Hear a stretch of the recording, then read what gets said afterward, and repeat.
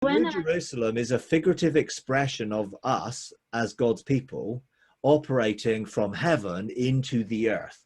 It's not a real place as that. It's described in terms, very symbolic terms, as in Ezekiel and the temple and the measurement and all of that.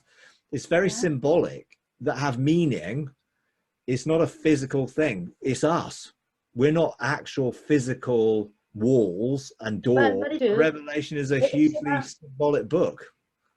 It talks about dragons with 12 horns and all of that stuff as well, but it's not real.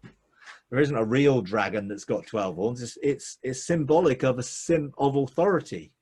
7 heads being authority, all of that. You know, all of those things were symbolic of, to help us understand something. Well, today, 2,000 years separated from the culture and the context, people don't understand it. Therefore, without an understanding of the symbolism of the Old Testament, Daniel, Ezekiel, and others, you won't understand Revelation if you're trying to understand it with modern perspective. It's not a physical city. It's a description of us in our position of authority within the context of the mountain of the house of the Lord, which is different from Mount Zion. Mount Zion is the heavenly kingdom where God dwells, and the mountain of the house of the Lord is our spiritual authority from being seated in heavenly realms, operating on the earth. So yes, it operates as a governmental sphere on the earth that we're all living stones as part of. And then we are living stones. Each of us as a living stone is a dwelling place for God, because he now dwells in us rather than in a physical temple. So we are the temple of the Holy Spirit. You know, everything functions as a fractal. So we are a habitation of God, a dwelling place for God, as a temple, as a wineskin, but we're also part of something corporate, which is also, but it's, so that's how the kingdom functions. It functions fractally. So you can always break it down to small parts.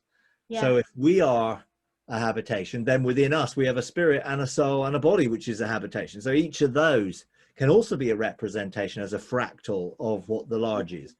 But the Bible uses different terms to describe different functions of it. So the mountain of the house of the Lord being raised up and all the nations streaming to it is a function of the government of that on earth.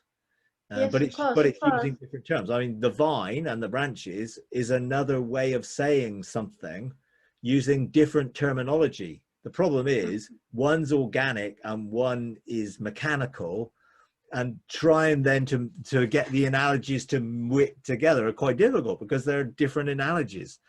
You know, but the analogy is only trying to get over a principle. And the principle is relationship within. He's in us, we're in him. So yes, we are part of the vine, but we are also in him and he's in us. So there's a complex set of different analogies that all make up the big picture, because it's futurized and therefore it's all put off somewhere else. So there's no real application today. I mean, that's part of the problem with futurizing things. You miss out on the reality of it today.